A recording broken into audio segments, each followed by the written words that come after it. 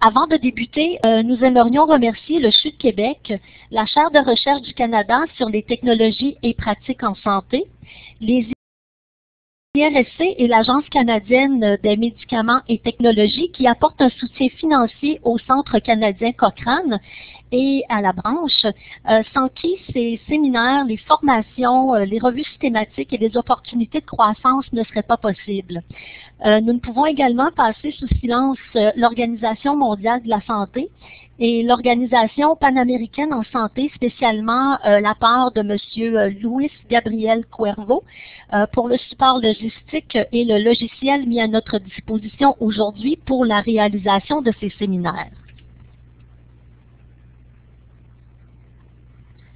Donc, sans plus tarder, j'aimerais vous présenter votre interlocutrice d'aujourd'hui, la professeure Sophie Desroches. Sophie Desroches est professeure adjointe au département des sciences des aliments et de nutrition de l'Université Laval et chercheuse à l'Institut sur la nutrition et les aliments fonctionnels et au Centre de recherche du CHU de Québec. Ces travaux de recherche visent à identifier des stratégies de transfert des connaissances et à favoriser leur implantation afin d'optimiser l'adhésion aux recommandations nutritionnelles pour la prévention et la prise en charge des maladies chroniques. Elle a participé à la rédaction de 3 revues systématiques de la littérature et elle est première auteure de la revue systématique Cochrane intitulée Interventions to Enhance Adherence to Dietary Advice for Preventing and Managing Chronic Diseases in Adults. Alors, Sophie, à toi la parole. Oui, alors est-ce que vous m'entendez bien? Parfait. Donc, merci tout le monde d'être ici aujourd'hui. Ça me fait vraiment plaisir de présenter ce webinaire, donc que j'ai aussi présenté l'an dernier.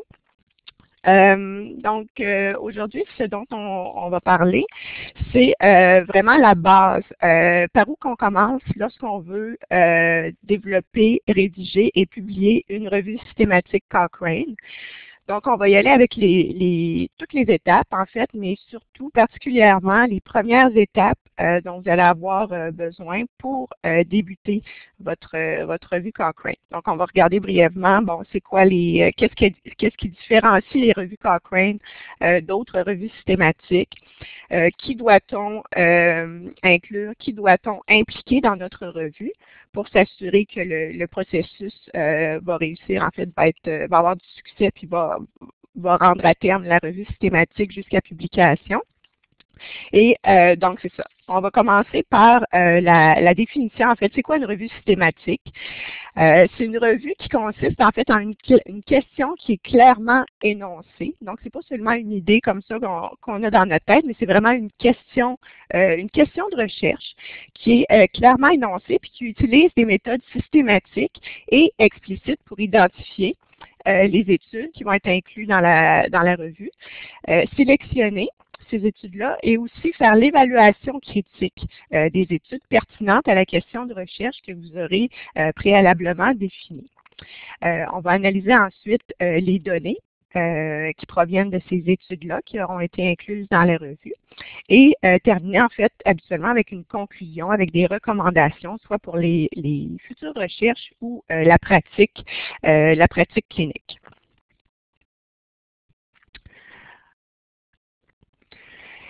Donc, pourquoi est-ce qu'on voudrait faire une revue systématique? Il y a en fait 3 raisons principales, je dirais, pour faire une revue systématique. Ou en fait, qu'est-ce qui les rend le plus utile? Premièrement, c'est que ça va aider en fait les utilisateurs des connaissances, qu'on parle à ce moment-là de professionnels de la santé, de décideurs au niveau politique, à répondre à une question précise qu'ils pourraient avoir pour éclairer en fait leur décision. Donc, on parle de décisions cliniques ou de décisions au niveau politique, par exemple, pour le développement, l'implantation de programmes. Donc, on synthétise à l'aide d'une revue systématique les preuves reliées à une question précise pour aider à la prise de décision. Donc, pourquoi est-ce qu'elles sont utiles aussi, les revues systématiques? Alors, premièrement, c'est que ça aide en fait à faire une synthèse et ça sauve du temps aux lecteurs. Donc, si on parle des professionnels de la santé, par exemple, qui n'ont pas toujours le temps de lire toutes les évidences qui se rapportent à une question précise, donc ils n'ont pas le temps de lire toutes les études primaires qui vont être publiées sur leur sujet de recherche ou de pratique. Et ils n'ont pas nécessairement toujours les habiletés en lecture critique, par exemple, et aussi pour synthétiser un nombre là, qui est de plus en plus important, en fait, de recherches scientifiques, de publications à chaque année. Donc, lorsqu'on prépare les revues systématiques, les synthèses des connaissances, ça leur permet d'avoir une réponse un petit peu plus rapide. Donc, ça leur facilite la tâche et ça les aide en fait à répondre à leurs différentes questions. La deuxième raison pour laquelle on voudrait utiliser une revue systématique, c'est en fait que, on sait qu'on ne peut pas prendre une décision avec seulement les résultats d'une seule étude. À moins que ce soit une étude qui est vraiment très, très, très grande, randomisée, contrôlée, etc. Mais c'est très rare qu'on a des données suffisantes avec une seule étude pour prendre une décision. Et donc, la revue systématique nous permet aussi d'explorer les différences entre les différentes études. Donc, d'identifier aussi les facteurs qui vont permettre de dire qu'une intervention est plus efficace qu'une autre et aussi dans quel contexte elle peut l'être. Et troisièmement, une autre raison d'utiliser les revues systématiques, c'est qu'on dit que ce sont des sources fiables de données probantes, donc qui présentent aussi qui présentent des résultats et qui interprètent des résultats de façon non biaisée. Et qui nous présente aussi une image complète, en fait, là, des évidences qui sont actuellement disponibles par rapport là, à une question précise. Donc, si on pense, par exemple, aux revues de littérature qu'on peut lire, qu'on appelle des revues narratives, c'est souvent, ça peut ressembler plutôt à des opinions d'experts et quand c'est fait, par exemple, par une seule personne, donc on en voit quand même souvent qui sont publiés par une seule personne, un seul chercheur, même si c'est pas nécessairement voulu, souvent, on peut retrouver des opinions à l'intérieur de ces revues-là, ce qui fait que la revue peut finalement être biaisée et ne pas présenter toutes les évidences disponibles pour une question donnée, ce qui fait en sorte aussi qu'on peut, manquer certaines évidences, soit de l'effet positif ou négatif, par exemple, de différentes interventions.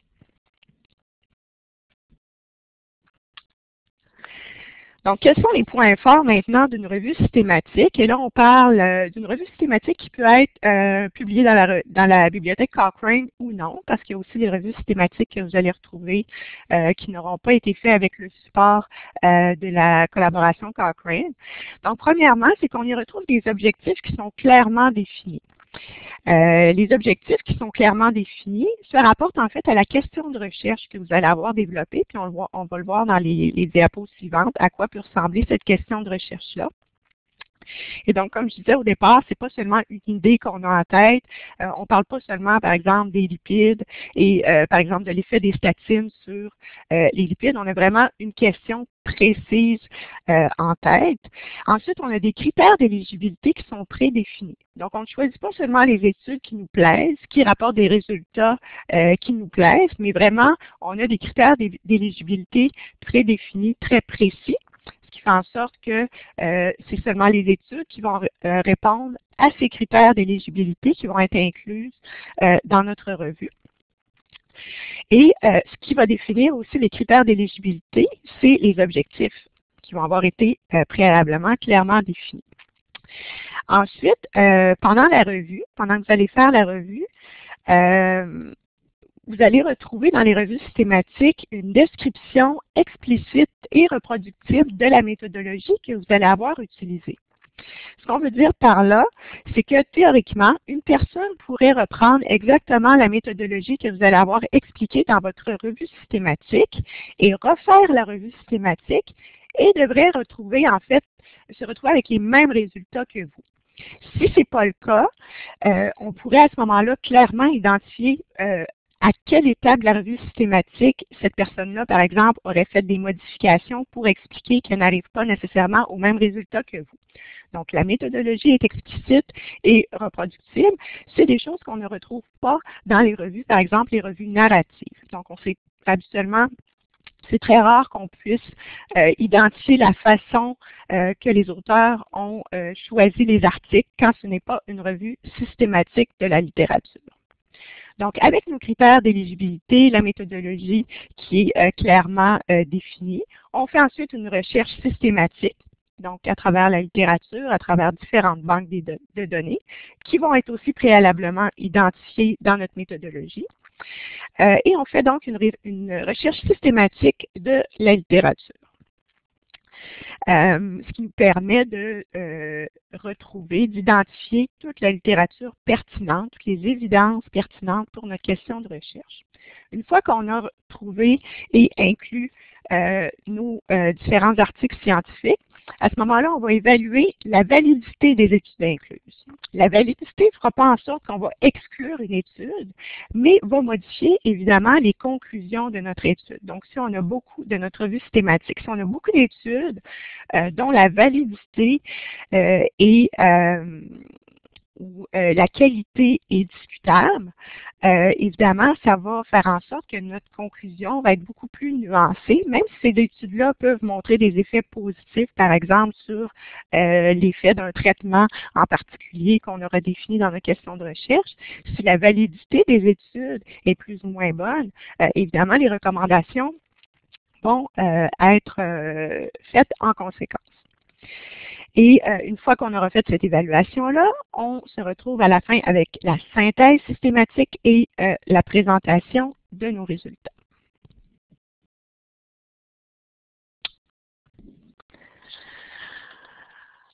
Donc, pour en arriver à publier une revue Cochrane, c'est quand même un processus qui est assez long. Donc, ça peut prendre de 1 an à 2 ans, dépendant des ressources qu'on a. Dépendant aussi de la difficulté, en fait, qui entoure le contexte de notre question de recherche, puis on va en parler un petit peu plus loin. Donc, afin de rencontrer les critères qu'on a vus sur la diapositive précédente, c'est-à-dire les points forts d'une revue systématique Cochrane, on doit en fait, les revues Cochrane sont organisées selon les différentes étapes suivantes, donc celles que vous voyez sur la diapositive ici. Donc, premièrement, on a formulé la question de recherche et on va voir chacune de ces étapes-là au cours des diapositives qui vont suivre. Définir les critères de sélection. Une fois qu'on a fait ça, on va enregistrer le titre et planifier la méthodologie, effectuer la recherche d'études, appliquer les critères de sélection, extraire, compiler les données, évaluer le risque de biais dans les études, analyser et présenter les résultats, interpréter les résultats et formuler des conclusions, et éventuellement améliorer et mettre la revue à jour. Donc, pour entreprendre ce processus-là, pour réussir à atteindre chacun de ces objectifs, de passer à travers toutes les étapes de la revue, on vous suggère le guide, le manuel Cochrane pour les revues systématiques d'intervention.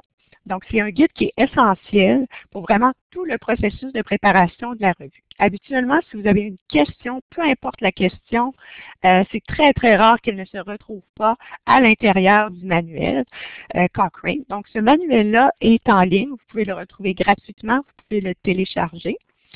Vous pouvez aussi en avoir une copie papier, donc qui est évidemment une copie payante. Et vous allez pouvoir le retrouver aussi. Vous avez un logiciel qui est mentionné sur votre diapositive, qui s'appelle le logiciel RevMan. Donc, c'est un logiciel aussi qui est gratuit, puis vous allez avoir un mot de passe, un nom d'utilisateur une fois que votre titre est enregistré. Et vous pouvez retrouver le manuel Cochrane aussi à l'intérieur de ce logiciel-là.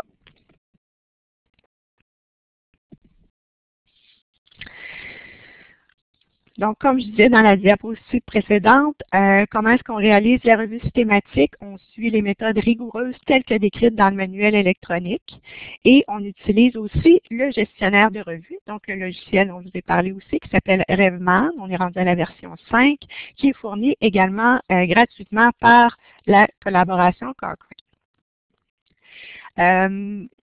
Évidemment, la version web, c'est une version qui est quand même intéressante parce que le manuel Cochrane est quand même mis à jour régulièrement et on retrouve plus facilement là, les mises à jour lorsqu'on utilise le logiciel, pas le logiciel, pardon, mais la version web comparativement à la version papier.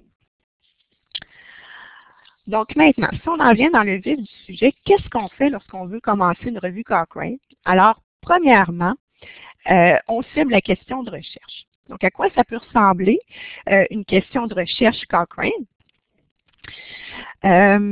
Premièrement, on peut regarder dans la bibliothèque Cochrane puis entrer des mots-clés ou entrer des mots-clés que vous pouvez retrouver là, partout à travers la revue, dans l'abstract, c'est-à-dire dans le résumé ou dans le titre. Vous pouvez aussi y aller par nom d'auteur si vous voulez. Si vous connaissez des gens dans le domaine qui auraient pu peut-être penser à une question de recherche similaire à la vôtre.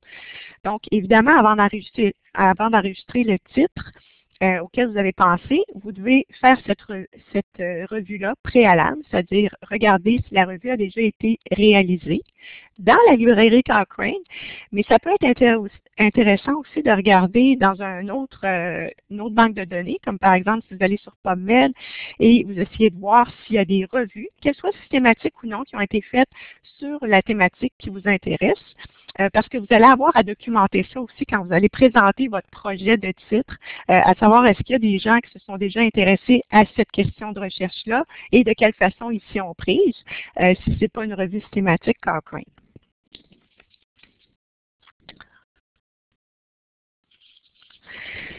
Donc, votre question de recherche standard, donc Cochrane, c'est habituellement un format qui est assez standardisé. Donc, ce qu'on voit, c'est une intervention pour une issue, ou on pourrait dire une intervention pour un problème de santé en particulier. Comme par exemple, effet des antibiotiques pour la bronchite aiguë, ou intervention au sein des communautés pour augmenter l'activité physique. Et on va habituellement utiliser la formule PICO, donc que vous avez ici au bas de la diapositive. Et vous allez donc pouvoir identifier la population à qui cela s'adresse. Donc, pour nous, notre revue systématique Cochrane, on a regardé la population des adultes. Donc, c'est important de bien d'être capable de bien circonscrire votre sujet pour vous assurer d'avoir assez d'études pour faire un état complet, un état de la situation complète. Mais en même temps, il ne faut pas avoir des critères trop larges parce qu'à ce moment-là, on se retrouve avec une question qui n'est pas assez spécifique et on a de la difficulté à identifier les études, mais aussi à formuler des recommandations, à conclure notre vie systématique quand le sujet est trop large. Donc, notre population, ensuite notre intervention. Donc, dans les exemples précédents, l'intervention serait la prise d'antibiotiques. La comparaison, il n'y en a pas tout le temps. Parfois, c'est tout simplement un groupe contrôle, mais ça peut être aussi un autre type d'intervention. Donc, par exemple, la question de recherche pourrait être l'effet d'un régime faible en gras comparativement à un régime de type méditerranéen pour la diminution du cholestérol ou en fait sur les valeurs de cholestérol sanguin chez les adultes. Donc, ça pourrait être un exemple de question de recherche. Là, vous avez l'intervention qui serait le régime faible en gras, la comparaison qui serait le régime de type méditerranéen et le O pour outcome, qui est en fait les résultats observés. Donc, sur quoi est-ce qu'on veut trouver les effets de l'intervention? Donc, ça pourrait être les concentrations sanguines, par exemple, de cholestérol. Donc, une fois que vous avez ciblé votre sujet, que vous avez défini votre question à l'aide des critères PICO, c'est important d'identifier l'équipe de travail et les auteurs qui vont figurer sur votre revue Cochrane. Donc, selon vous, quels sont les facteurs qui devraient être considérés lors du choix des co-auteurs lorsque vous démarrez une revue Cochrane? Donc, vous pouvez utiliser l'espace discussion en ligne pour nous suggérer des réponses, si vous voulez, dans les prochaines secondes. Oui, l'implication de chacun dans la revue, l'expérience en matière de revue systématique, expertise de l'auteur sur le sujet. Donc, on a quelques exemples ici de réponses. Alors, on va aller voir à la diapositive qui suit. Donc, l'équipe, évidemment, une revue systématique, ça doit être fait par plus d'une personne. Plus d'une personne parce que c'est quand même un processus qui est assez long. C'est un processus qui est rigoureux et c'est très rare qu'on va retrouver toutes les expertises nécessaires à une revue systématique chez une seule et unique personne. Avoir aussi plus d'une personne sur la revue, ça permet la vérification croisée.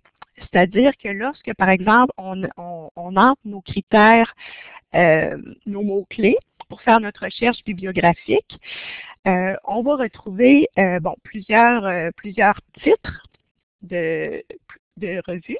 Et donc, on doit identifier les études qui vont être éligibles pour être incluses dans notre revue systématique. Et pour identifier ces études-là, habituellement, on a deux personnes qui font la vérification simultanément.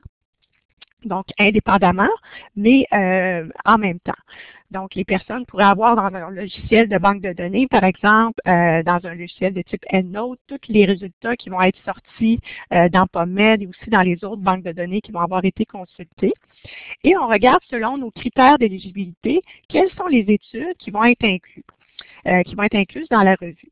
Ensuite, on revient ensemble, les deux évaluateurs, et ça nous permet d'arriver à un consensus. Donc, le processus, à ce moment-là, est beaucoup plus robuste, beaucoup plus solide. On fait la même chose aussi lorsqu'on saisit les données, donc habituellement les grilles d'extraction dans lesquelles on va rentrer toutes les informations qu'on retrouve dans les études qui vont avoir été incluses. C'est un processus qu'on fait à deux personnes.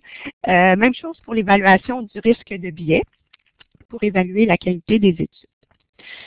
Ce qui va être important aussi, c'est de regarder, d'identifier des personnes, des collaborateurs qui vont avoir différents champs d'expertise. Donc, vous, pour avoir pensé à cette question clinique-là que vous allez avoir identifiée, habituellement, vous avez une expertise clinique sur un sujet donné. Donc, c'est vous qui avez souvent l'expertise de contenu. Ensuite, c'est important aussi d'avoir une personne, surtout quand c'est la première revue systématique que vous écrivez, une personne qui a de l'expertise, une certaine expérience au niveau de la méthodologie des revues systématiques et idéalement des revues systématiques Cochrane. Ça pourrait être aussi aidant pour le processus. Faut avoir aussi quelqu'un un biostatisticien, c'est vraiment aussi très aidant au niveau de l'équipe. Aussi un spécialiste de l'information, donc quelqu'un qui va vous aider à définir votre stratégie de recherche pour les différentes banques de données, parce que quand on n'est pas habitué à naviguer dans d'autres banques de données, par exemple que PubMed, ça peut être difficile de bien comprendre toutes les nuances qu'on doit apporter lorsqu'on veut utiliser la même stratégie de recherche, mais pour des banques de données différentes. Donc, le spécialiste de l'information peut vous aider à ce moment-là. Et les revues Cochrane, donc le but de ça, comme je vous disais au tout début, c'est d'aider à la prise de décision en santé.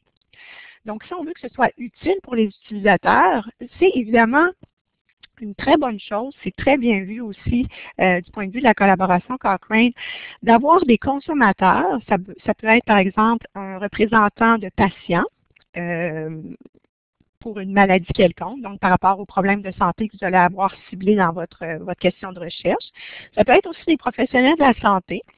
Donc, si votre revue porte sur une intervention qu'on pratique en ergothérapie, donc ça peut être très utile d'avoir des ergothérapeutes, par exemple, sur votre équipe de rédaction de revues systématiques. Vous pouvez évidemment faire le choix vraiment de les avoir comme co-auteurs ou plutôt de collaborateurs que vous allez remercier là, à la fin dans la section remerciements. Mais c'est vraiment très utile d'avoir ces gens-là, ces utilisateurs-là au sein de votre équipe parce qu'ils peuvent vous cibler aussi des critères à documenter dans votre revue. Donc, aujourd'hui, on n'a pas le temps de regarder à quoi ça ressemble une grille d'extraction de revues systématiques. Donc, une grille, dans laquelle vous allez inclure toutes les données intéressantes nécessaires à votre revue. Donc, que ce soit au niveau de la population, de l'âge des participants, de la description de l'intervention, des résultats, etc.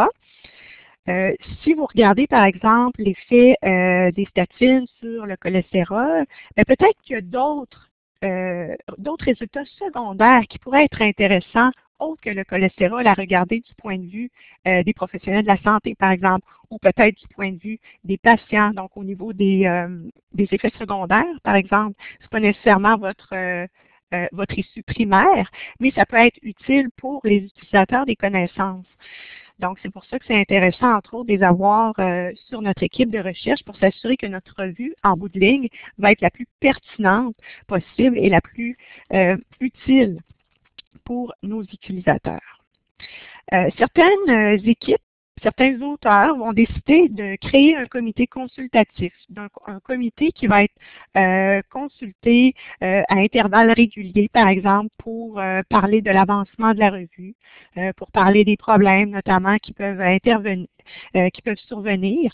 Si par exemple, je vous ai parlé au début de la diapositive qu'on pouvait faire une vérification croisée quand on inclut les études, donc on est 2 personnes à faire l'analyse. Si on n'arrive pas à un consensus, habituellement, il y a une 3e personne qui vient nous aider, une 3e personne de l'équipe de recherche qui vient nous aider là, à avoir un consensus, donc à prendre une décision. Donc, ça peut être des sujets qui vont être discutés lors de ce comité, au sein du comité consultatif.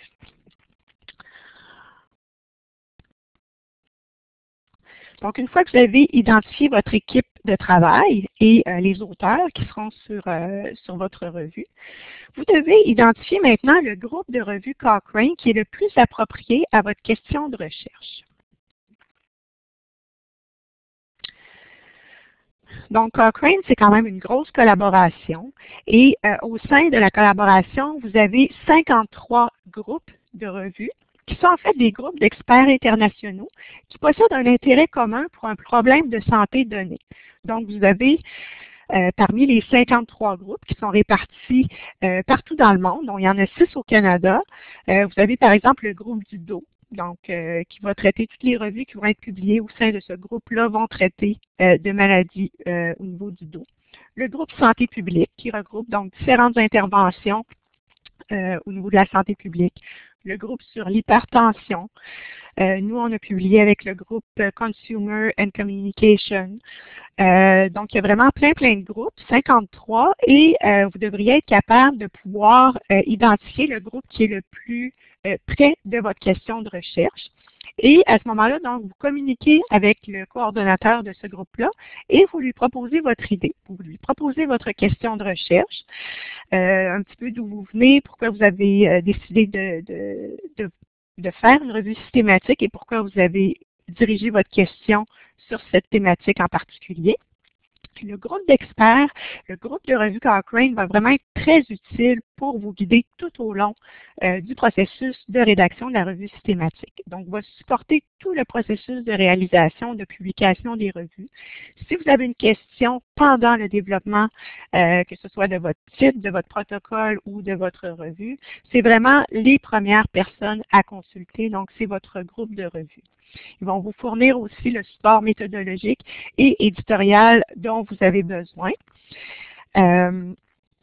Et donc, c'est vraiment très important d'établir une collaboration avec eux dès le départ.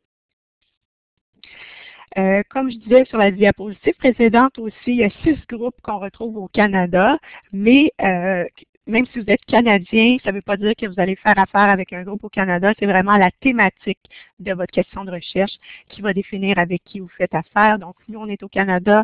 Le groupe Consumer and Communication avec qui on a fait affaire se situe en Australie. Donc, évidemment, avec les moyens de la technologie aujourd'hui, ça ne cause pas vraiment de problème. C'est juste qu'on ne se répond pas au même moment dans la journée. Mais, donc, voilà, il y en a à travers le monde de ces groupes-là. Donc, vous allez contacter établir le lien avec votre groupe de recherche, votre groupe de revue Cochrane. Ils vont vous aider à enregistrer votre titre. Et c'est pour ça que vous devez le faire dès le départ. Parce que si vous commencez votre revue, puis finalement vous vous rendez compte que peut-être qu'il y a quelqu'un qui est en train de travailler sur le sujet, mais même si la revue n'est pas publiée. Donc, à ce moment-là, en collaborant tout de suite avec votre groupe de revue, ils vont vous dire s'il y a des revues qui sont en cours qui ressemblent vraiment à votre question. Donc, ça va prévenir la duplication. Et ça va veiller aussi à ce que les sujets soient pertinents et clairs.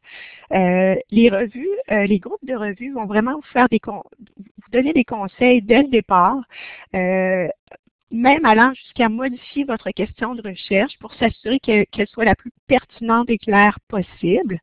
Évidemment, c'est quelque chose qui se fait, c'est un processus qui se fait en collaboration. Et habituellement, c'est vraiment très agréable de travailler avec tous ces gens-là. Ils vont vous offrir, comme je vous disais, un soutien qui est continu. C'est toujours votre premier point de contact. Ils vont s'assurer aussi que vous utilisez des méthodes standardisées pour pouvoir être publiées dans la bibliothèque Cochrane. Ils peuvent vous fournir des modèles standards. Alors, je vous parlais tout à l'heure des grilles d'extraction. Donc, habituellement, les groupes ont un modèle standard de groupe d'extraction auquel vous ajoutez des catégories pour collecter les données dont vous avez besoin pour votre propre recherche. Donc, évidemment, vous allez l'adapter, mais c'est bien d'avoir un modèle standard pour débuter. Ils peuvent vous aider à la recherche documentaire si vous avez besoin. Et ils peuvent vous aider aussi, ils ont des gens avec une expertise statistique là, habituellement qui travaillent au sein de chaque groupe. Ils vont vous aider aussi pour la publication et c'est eux qui vont décider de publier ou non aussi votre revue. Le groupe aussi va être en charge de gérer toutes les révisions de soit votre titre, votre protocole et aussi votre revue systématique avant publication. Donc, c'est eux qui vont trouver les réviseurs, etc. Donc, une fois que vous avez identifié votre groupe de revue, que vous l'avez contacté et qui semble dire que votre idée est intéressante et qui voudrait bien enregistrer le titre au sein de leur groupe, alors vient maintenant le temps d'enregistrer votre titre. Donc, enregistrer le titre ne se fait pas seulement en envoyant un titre à votre groupe de revue, c'est un petit peu plus long que ça parce que vous devez quand même avoir une bonne idée de ce qu'il va y avoir dans votre revue une fois que vous allez faire une fois que vous allez enregistrer votre titre. Donc, comment ça fonctionne? Une fois que le titre est enregistré, vous allez aussi devoir publier un protocole à la revue Cochrane. Donc, c'est-à-dire que vous allez déjà identifier toute la méthodologie que vous allez utiliser. Donc, quelles sortes d'études qui vont être incluses? Est-ce que c'est seulement les études contrôlées randomisées? Est-ce que vous allez accepter d'autres types de devis expérimentaux? La population que vous allez étudier qui va être bien définie déjà dans le protocole? Comment vous allez faire l'analyse de vos résultats? Et donc, tout ça, toute votre méthodologie va déjà être bien définie et va être publiée. Donc, pour ceux que ça intéresse, vous pouvez aller voir sur le site de la bibliothèque Cochrane et vous allez voir toutes les études qui sont publiées, en fait, tous les protocoles qui sont publiés selon les différents groupes de revues Cochrane. Donc, ça peut vous donner une idée là, à quoi pourrait ressembler votre protocole. Vous ne les retrouverez pas nécessairement dans les banques de données comme PubMed, par exemple, mais sur le site de la bibliothèque Cochrane ou sur le site aussi des différents groupes de revues, vous pouvez retrouver les titres qui sont enregistrés jusqu'à maintenant dans chacun des groupes et aussi les protocoles qui sont publiés.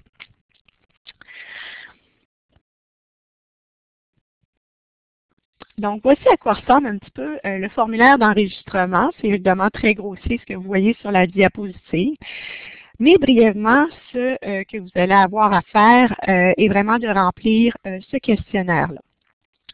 Avant d'aller plus loin, on va faire un petit sondage pour savoir à quelle étape vous en êtes parmi ceux qui participent au webinaire aujourd'hui. Vous pouvez utiliser les petites lettres en haut à gauche, donc A, B, C, D. pour nous dire où est-ce que vous êtes rendu dans votre cheminement Cochrane. Donc, A, pour ceux qui sont des auteurs Cochrane enregistrés, qui travaillent sur leur protocole ou leur revue. B, pour ceux qui sont à l'enregistrement de leur titre. C, pour ceux qui sont susceptibles de soumettre un formulaire d'enregistrement de titre au cours de la prochaine année. Et D, ceux qui se familiarisent présentement avec les formulaires d'enregistrement de titre. Donc, je vais vous laisser quelques secondes pour répondre. OK, donc on a beaucoup de C et de D. Donc, c'est excellent. Alors, le webinaire d'aujourd'hui va servir certainement à quelque chose, à vous faire avancer dans votre processus. Maintenant, vous avez ici le sommaire des résultats. Donc, 24% des gens sont à se familiariser avec les formulaires et on a 6% des gens qui sont susceptibles de soumettre le formulaire au cours de la prochaine année et 68% des gens qui n'ont pas répondu. Donc, dans le formulaire d'enregistrement, ce que vous allez avoir à faire, c'est de lister les membres de votre équipe. Donc, leur nom, aussi leur expertise et la déclaration de conflit d'intérêt, parce que celle-ci est vraiment très importante pour les revues Cochrane, parce qu'on veut s'assurer qu'il n'y ait pas de biais au niveau des auteurs. Vous allez aussi nommer le rôle et les responsabilités de chacun des co-auteurs. Donc, est-ce que c'est la personne qui va être responsable des statistiques? Est-ce que c'est la personne qui va plutôt vous aider pour définir votre stratégie de recherche, etc.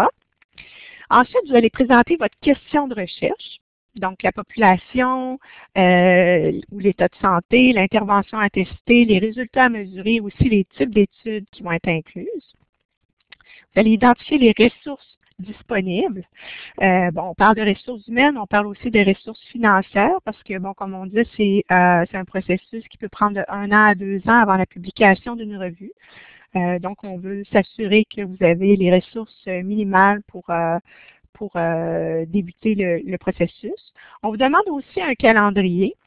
Donc, selon vous, combien de temps va vous prendre chacune des étapes, donc la rédaction du protocole, puis aussi la rédaction de la revue systématique. On va vous demander de donner votre autorisation pour publier votre revue dans la bibliothèque Cochrane et aussi votre engagement à maintenir la revue à jour. Ça, on n'en a pas parlé encore, mais c'est ce qui distingue aussi les revues Cochrane des autres revues. Et c'est vraiment très intéressant parce que quand vous êtes un auteur Cochrane, vous devez vous engager à mettre votre revue à jour environ tous les 2 ans.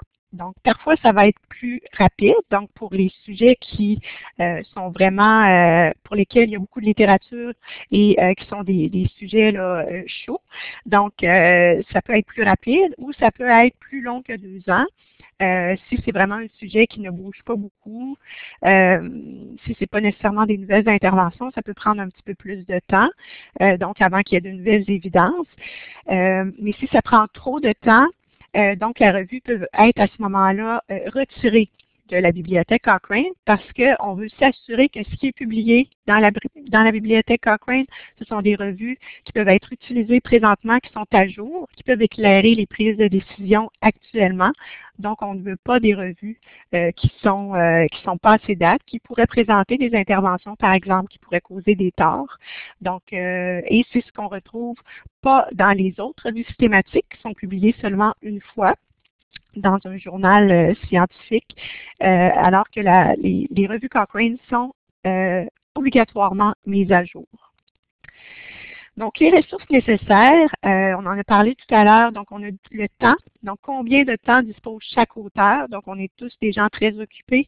Est-ce que les gens vont être capables de faire les tâches pour lesquelles on leur demande de participer?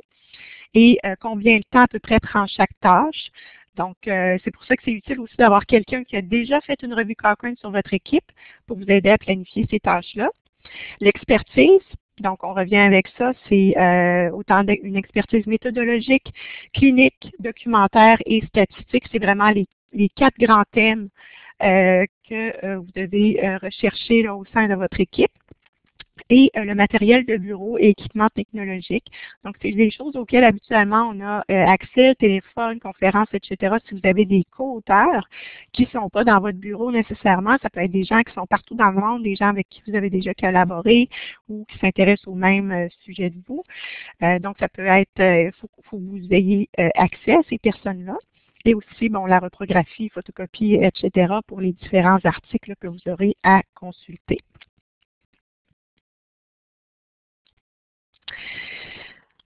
Donc, je l'ai mentionné brièvement, lorsque vous choisissez vos co-auteurs, c'est important d'être capable de déclarer les conflits d'intérêts. Donc, la commandite d'une revue par une source commerciale est strictement interdite. Donc, c'est évident que si on travaille, par exemple, sur les statines, on ne peut pas faire commanditer la revue par une compagnie qui va produire un de ces médicaments-là, parce qu'on veut s'assurer que les résultats de notre revue vont être non biaisés par de tels conflits d'intérêts. Tous les conflits d'intérêts potentiels doivent être déclarés, donc que ce soit des intérêts financiers, donc source de financement pour faire la revue par exemple, ou des intérêts personnels. Donc si on est l'auteur d'une des études qui serait potentiellement incluse dans notre revue, mais c'est important aussi de le déclarer parce que bon, sans le vouloir, peut-être qu'on pourrait avoir tendance à avoir un intérêt plus favorable envers notre étude, alors qu'il ne faudrait pas que ce soit le cas pour produire une revue systématique qui est non biaisée. Ensuite, une autre des étapes que vous devez faire, c'est de télécharger le logiciel Revman. Donc, il est obligatoire, il est gratuit. Et quand vous allez télécharger Revman, en fait, une fois que votre titre est enregistré, votre groupe de revue va vous envoyer un mot de passe, un nom d'utilisateur, pour avoir accès à la base de données Archie. Donc, la base de données Archie, ça permet de partager, par exemple, votre protocole avec votre groupe de revue ou aussi avec les autres auteurs de votre revue qui auront aussi accès à votre dossier. Ça vous permet aussi de rédiger votre revue. Puis ça vous permet aussi, c'est un logiciel qui vous permet d'effectuer différentes analyses statistiques pour présenter les résultats de votre revue. Et c'est vraiment à partir de Archie, qui est situé dans Revman. Donc, Archie, c'est la base de données et Revman est le logiciel. C'est vraiment à partir de ces deux outils-là que vous allez pouvoir collaborer, partager des documents aussi avec votre groupe de revue. Donc, quand vous le soumettez pas, par exemple, quand vous soumettez votre protocole ou votre revue, vous ne soumettez pas ces documents par courriel, mais vraiment via le gestionnaire de revue Revman. Donc, vous pouvez vous familiariser avec ce logiciel-là qui est, comme je disais, disponible gratuitement à l'adresse que vous voyez au bas de la diapositive. Donc, ici, on vous a mis des ressources informationnelles. Donc, évidemment, il y a la bibliothèque Cochrane. Pour ceux qui seraient vraiment au tout début, c'est vraiment utile pour vous. Ce serait utile d'aller voir sur ce site pour voir à quoi ressemblent les revues systématiques Cochrane, à quoi ressemble un protocole de revue qui est publié. Quand on parlait de la question de recherche au tout début, qui est très importante de bien définir, habituellement, les titres de revue vous donnent une bonne idée de quelle est la question de recherche qui va avoir été préalablement identifiée. Donc, vous allez voir les différents sujets qui sont traités dans les différents groupes aussi. Vous pouvez consulter aussi le guide Cochrane, donc en version électronique, qui est très utile, le Centre Cochrane canadien. Sur ce site, vous allez trouver, entre autres, les différentes formations qui s'offrent à vous et vous pouvez aussi avoir là, des gens qui vont vous aider à démarrer votre revue. Puis il y a aussi à Québec là, le centre, la branche francophone Cochrane qui peut vous aider à débuter votre revue. Et vous avez aussi la collaboration Cochrane, donc qui héberge en fait la bibliothèque Cochrane. Donc c'est tout simplement là, à une échelle un petit peu plus large la collaboration. Ça va inclure différents thèmes aussi en plus de la librairie Cochrane.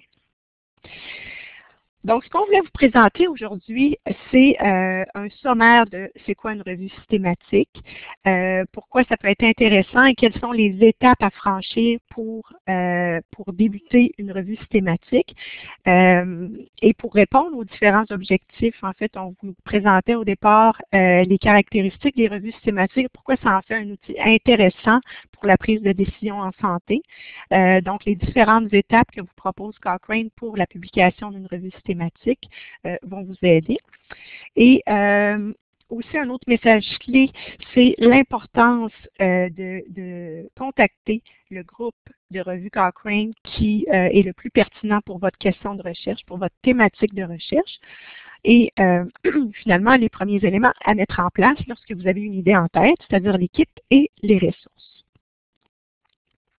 Donc, vous avez ici différentes références.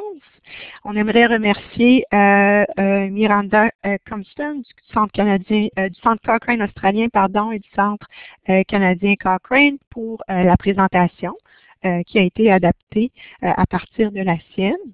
Et maintenant, on va prendre des questions, si vous en avez, dans l'espace de discussion en ligne. Alors, merci beaucoup, Sophie, pour cette excellente présentation.